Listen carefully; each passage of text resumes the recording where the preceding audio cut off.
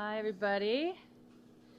First, I want to say thank you to Vlatko for allowing me to do this in this way and provide this kind of space. You've been very special to me in my whole career. Well, at least since I've known you. I guess the back half of my career has been pretty long. And it's really special to be able to do this with you and have you here with me. It's with a really deep sense of peace and gratitude and excitement that I want to share with you guys. This is going to be my last season, my last World Cup and my last NWSL season. Obviously, there'll be more to come further down the road after hopefully we get done what we want to get done. But I just want to say thank you to everybody, to you guys, to Vlatko, to U.S. Soccer, to literally everyone that I've played with, all of my coaches. I could have just never imagined where this beautiful game would have taken me. I feel so honored to be able to have represented this country and this federation for so many years. It's truly been the greatest thing that I've ever done. Something I'm so grateful for.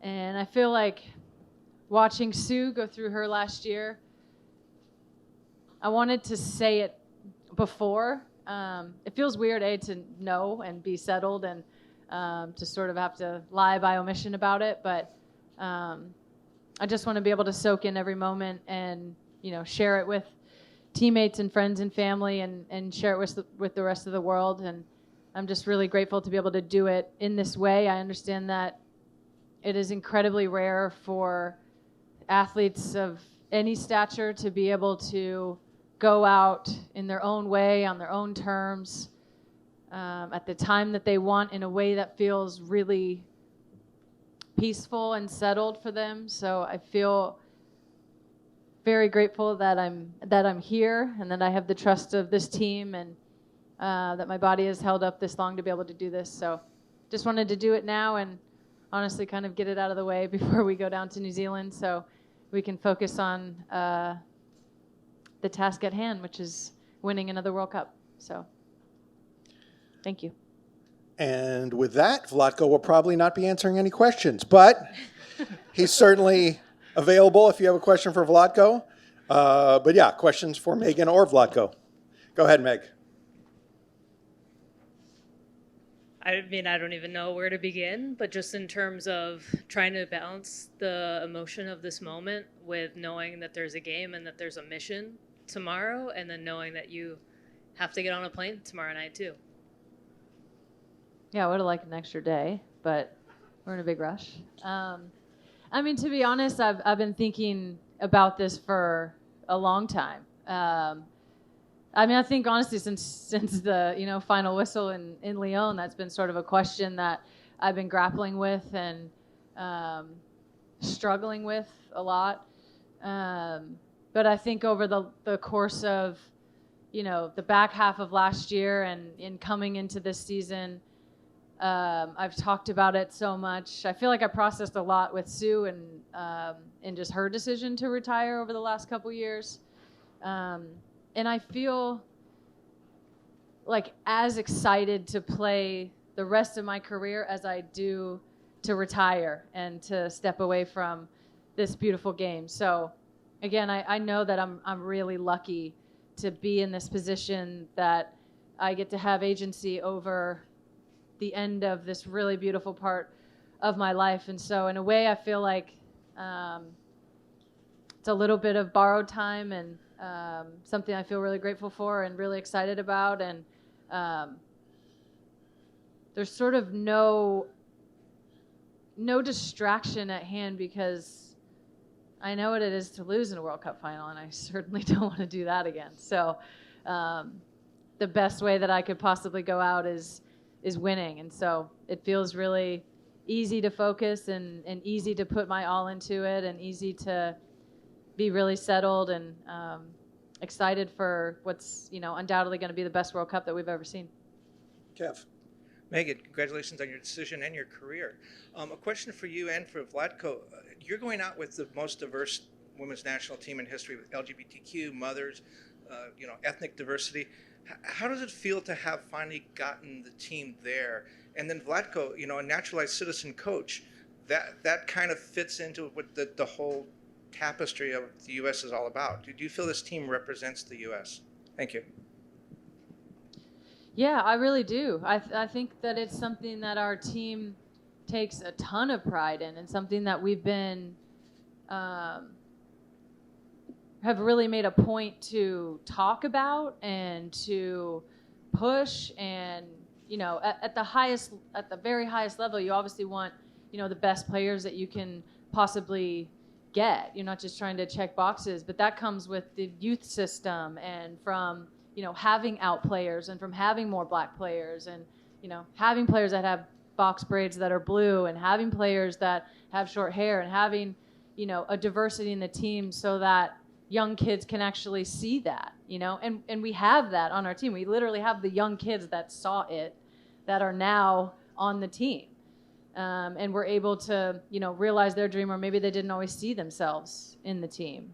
I think this team has always represented America and a sense of patriotism that kind of flips that term on its head. And we've always, I think, done an incredible job of being willing and using our platform to talk about that and to drive that and to make sure that that's something that everybody knows is incredibly important to this team. But it's also, I feel like, one of the greatest strengths that this team has is that we are all different and we celebrate that difference and we allow ourselves to be our full selves on the field so that, we can go out there and do what we love to do best. So, yeah, I don't know if you want to say anything about it. I mean, what is it to say after this? What a great answer by Pino. Absolutely agree with everything. And all I can say is just personally for me, I'm proud to be on the helm of this team with everything that this team represents and everything that this team fights for and leads out off the field. It's just an honor to coach it. Yeah, Megan, this is obviously something you've given a lot of thought to. At what point did you realize that this was going to be your final season? And at what point did you realize that this is how you wanted to announce that and go out? I've known probably for like a year or something. I think just the way the cycles lined up, having this be a World Cup, being a World Cup year and, being able to be in a place, physically that I still feel like I have a lot to contribute. I think kind of at the beginning of this year sort of knew that I wanted to play the end of, through the end of this year, obviously hoping to make the World Cup team and have one last chance at that.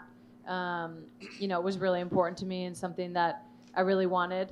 It just feels right. Feels like the right time. I have spent a lot of time thinking about it. Again, I feel, and I really know and understand how rare this is for an elite athlete to be able to have agency over the end of their career in a lot of different ways. I wanted to do it, before the World Cup. I wanted to do it on my own terms. I obviously am very thankful to U.S. Soccer and Vlatko for allowing me this sort of platform to do it on. But yeah, I did want to do it my own way, and I wanted to make sure that it was something that felt good for me and felt good for the people around me. But ultimately, it is my career, and it's my words to say, and I just wanted to make sure that I had, the moment to take time and to say what I wanted to say. And also, I wanted to do it prior to the World Cup. I think I've been asked 1,000 times, it's obviously I'm not going to be playing the next one. My God, that would be a whole scene.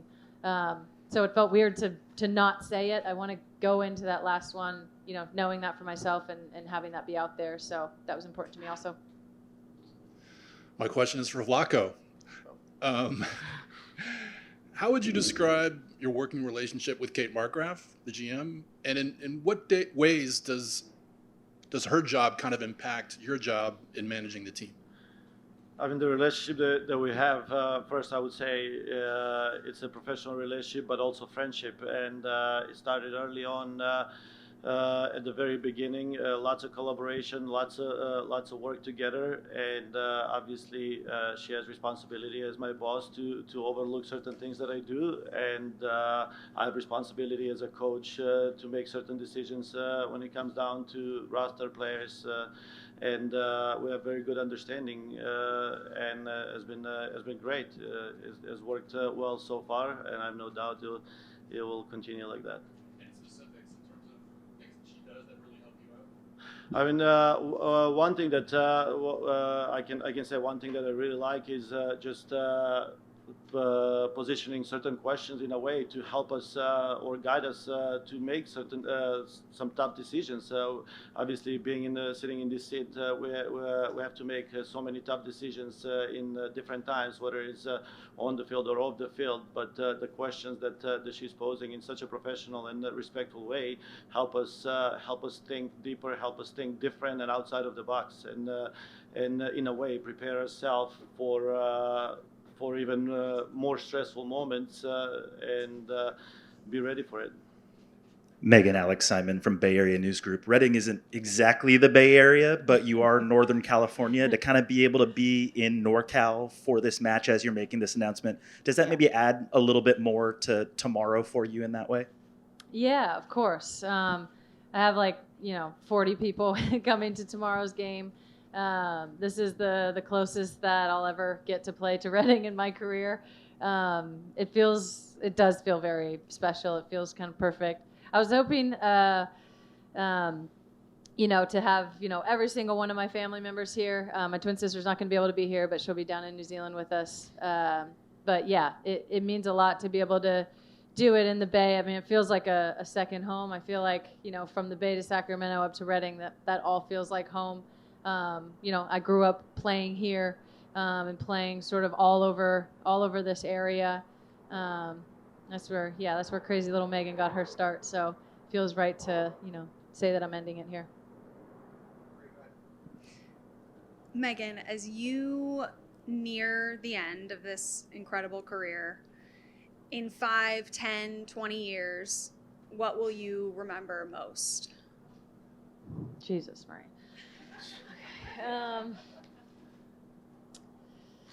What will I remember most? I think just like all the moments that are only team, in the locker room, in the mediation rooms, in the bus, in, the banquet rooms in hotels, the fun moments, the really tough moments, all those little things that nobody gets to see. Like one sticking out now is, Germany 2011 coming back in and there was tarps on the lockers, and just realizing how close you were to that, and obviously getting the chance to, win World Cups after that and needing those tarps desperately to cover up all the stuff in the lockers. I think it's just all those little moments with all of my teammates throughout the years. I think that's something that can never be replicated. There's certain things in the game that I think you just have to mourn when you walk away. I'm never gonna have a moment, in that Paris stadium like I did, 4 years ago. And there's so many moments like that. I'm never gonna have the locker room moments again, or watching my teammates come back from being pregnant, or watching people, struggle and be in the depths of shit, like watching myself be in the depths of stuff, and being able to come out of it in so many ways. So I think it's all those moments, all the biggest ones that we know are like memorialized on YouTube, and those can forever be brought up, but all the little moments that we're not able to share with everyone, I think is the most special for all of us. Last couple, go ahead. Hi, Megan. Jackie here with Women Kickballs. Just talking about those memories and those moments that you have, obviously, in your career from the USA and then, of course, international players that you've played with or against. What are just some of the lessons that you've learned from some of those players when you think about just the lessons that you're taking away from your career? One of the biggest lessons I learned very early on from Christine Lilly was it's hard for everybody. I think we were running, and obviously everyone knows Lil. She could run for days. She probably still outrun all of us to this day. I'm sure I was like, not doing very well and, complaining about how hard it was and how easy it looked for her. And she just looked me dead in my face and was like, it's hard for everyone. That's what I think. Like, it's everybody struggles in different ways. We're not all gonna struggle the same, on the field, off the field, emotionally, mentally, physically, gone through injuries, tough losses, dips in form, the heights of form and feeling amazing. So I think that right there is like everybody's going through something, and always showing up and giving everything that you have. And I think demanding that of your teammates as well, knowing that you're not always going to get the best, but just that like all of us are in this together. So I think that's one of the biggest lessons. I think the other thing that I've learned very, very early on is if there's 1 second on the clock, that's enough time. I've been a part of so many just incredible teams, incredible comebacks or incredible moments, that like never say die attitude. There's a few in the room here that know what those inter-squad scrimmages were like all those years ago. Iron sharpens iron, and that's where we learn to be cool, calm, and collected when all the cameras are on us in those big stages, is to do it every day and to bring that. You don't just show up with a championship mentality when it matters. You have to do that every day and cultivate that. So that's something that I learned, from the Kate Margraffs and the Shannon Boxes in the room, and just learning how to be a champion is every single day and every single time that you pull on the shirt and every single practice that you go to and every single session that you have on your own. Like, that's why this team is successful. Hi, Megan. When you reflect on the roles that you've played, either being heavily involved in, if not at the forefront of, various movements toward justice and equality and inclusion in the sport, I think maybe 4 years ago it would have been easy to think that there was one tangible, finite destination that people were working toward in terms of equality and equity. I'm wondering if you still think that's true, or if you think that part of being a woman or non-binary person who plays women's soccer involves a constant fight, and that it will always be a constant fight, that there will always be a new thing to fight for. Is that just part of the job, or do you think that there is still a place and a time at which we might reach equality? I always believe there's a time and a place. I think it could come right now, today, if if everybody believed that. So I definitely want to make that clear. I don't want to be fighting the way that we are, and I don't think it's we don't it shouldn't be necessary, but in so many ways it is. And so I think that is very much in the fabric of the landscape around female athletics as a very inclusive term, whether it be in the W or in college basketball or the NWSL and sort of around the world.